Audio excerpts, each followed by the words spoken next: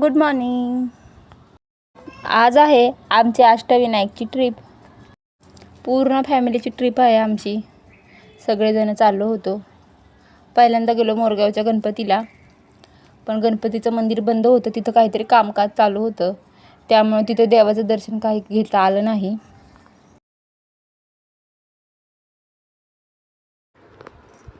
नंतर आम्ही गेलो सिद्धिविनायकाच्या दर्शनाला. तिथे सुद्धा मंदिर बंदच होतं. जास्त काही देवाचं दर्शन घेता आलं नाही. एवढ्या गरमीमध्ये मग थंडगार असा उसाचा रस पिला आणि निघालो पुढच्या प्रवासाला. मग गेलो रांजणगावच्या गणपतीला. इथे पण खूप गर्दी होती. मंदिर बंद असून सुद्धा एवढी गर्दी आणि लोक बाहेरूनच दर्शन घेत होते. इथं आमची गाडी बंद पडल्यामुळं इथं आमचा खूप टाईमपास झाला. खूप वेळ इथंच आम्ही बसलो. चिकू अशी गर्दीमध्ये खेळत होती. कोणत्या पण माणसांबरोबर पुढे पुढेच निघून जात होती.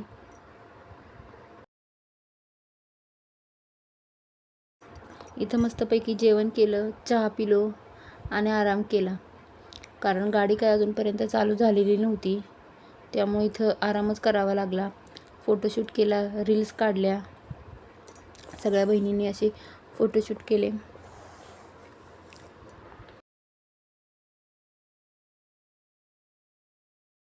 रील्ससुद्धा शूट केल्या.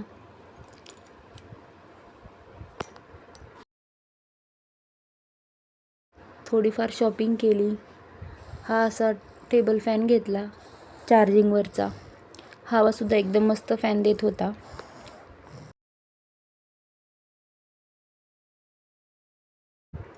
मुलांची अशी मस्ती चालू होती. शॉपिंग वगैरे सगळी झाल्यानंतर, आराम करून झाल्यानंतर आम्ही निघालो पुढच्या प्रवासाला. कारण 2 दिवसामध्ये अष्टविनायक पूर्ण करणं गरजेचं होतं. रांजणगावच्या गणपतीकडून निघाल्यानंतर आभाळ यायला लागले होतं. काही ठिकाणी आभाळ होतं, तर काही ठिकाणी ऊन पडलेलं होतं. संध्याकाळी पोहोचलो आम्ही लेण्याद्रीला. तिथं पोहोचायला मात्र आम्हाला रात्रच झाली होती. रात्री एवढं मंदिर सुंदर असं दिसत होतं. सगळीकडे लाईटिंग अशी लावलेली होती. तिथं जाऊन फ्रेश झालो, आवरलं आणि असं गार्डनमध्ये येऊन बसलो. इथं बायकांच्या ट्रिप आलेल्या होत्या आणि त्यासुद्धा ट्रिपचा एवढा आनंद घेत होत्या, एवढं खेळत होत्या. मजा मस्ती त्यांची चालू होती. आणि इकडे चिकूसुद्धा अशी पळत होती एकटीच. तिलासुद्धा त्या बायकांमध्ये जाऊन खेळूशी वाटत होतं. गार्डनच्या आजूबाजूचं वातावरणसुद्धा एवढं सुंदर होतं. कडेला एवढी सगळी झाडी आणि आतमध्ये असं गार्डन आणि गार्डन शेजारीच रूम, हॉल भक्तांच्या निवासासाठी. नंतर फॅमिली टाईम आला. सगळ्यांनी गाण्यांच्या भेंड्या खेळल्या आणि आराम केला. सगळे झोपी गेले. कारण दुसऱ्या दिवशी उठून पहाटे डोंगर चढायचा होता. गणपती बाप्पाचं दर्शन घ्यायचं होतं. सकाळी सकाळी एवढं छान असं वातावरण झालं होतं बाहेर आणि एवढी थंड हवा आणि डोंगर तर इतका उंच दिसत होता की तो कसा चढायचा हाच प्रश्न पडलेला होता. सगळं आवरून झाल्यानंतर आम्ही निघालो डोंगराच्या दिशेने वरती चढायला.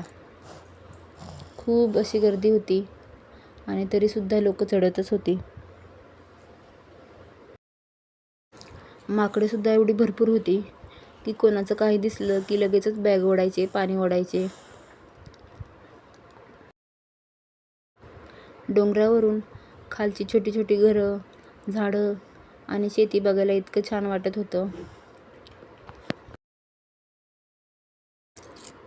एकदम शांत असं निसर्ग दिसत होता. डोंगरावरतून खाली आल्यानंतर मस्तपैकी डोश्याचा नाश्ता केला आणि निघालो पुढच्या प्रवासाला.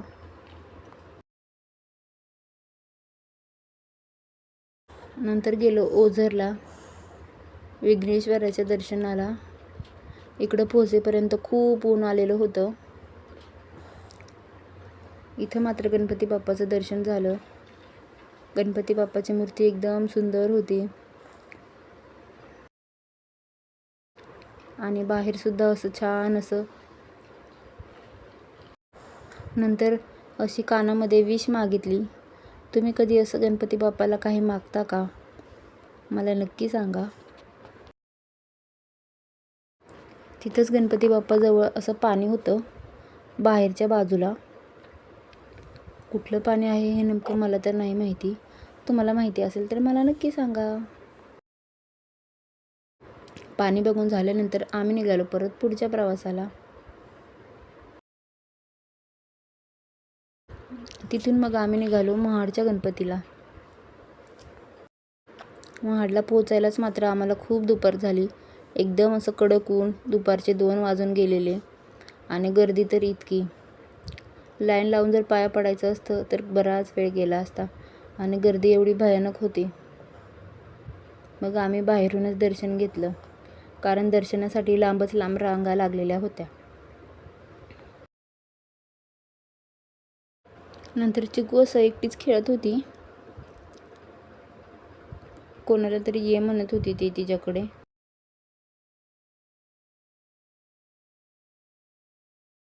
महाडच्या बाप्पाचं दर्शन घेऊन आम्ही परत निघालो पुढे पालीला.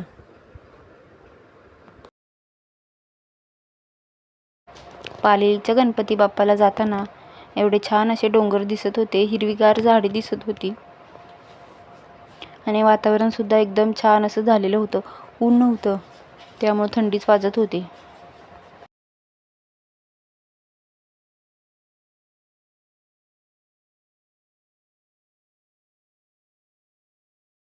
इथं पोहोचल्यावर मात्र खूप ऊन लागायला लागलं. वाटेत काय ऊन लागलं नाही, पण इथं खूप ऊन होतं. नंतर आम्ही पोहोचलो पालीमध्ये बल्लाळेश्वराच्या दर्शनाला. इथं पण गर्दी होती. बरेच लोक दर्शनासाठी येत होते आणि बाप्पाचं मंदिरसुद्धा दर्शनासाठी उघडं होतं. मग आम्ही दर्शन घेतलं आणि निघालो पुढच्या प्रवासाला.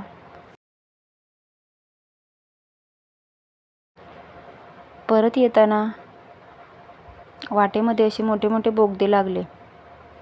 मुंबई पुणे हायवेला असे खूप मोठे मोठे बोगदे आहेत. तुम्हाला हे बोगदे माहिती आहेत का? मला नक्की कॉमेंट करून सांगा.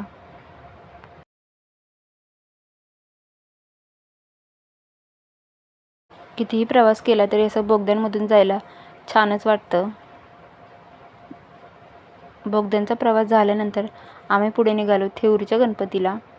पण थेऊरच्या गणपती बाप्पाचं दर्शन काही झालं नाही.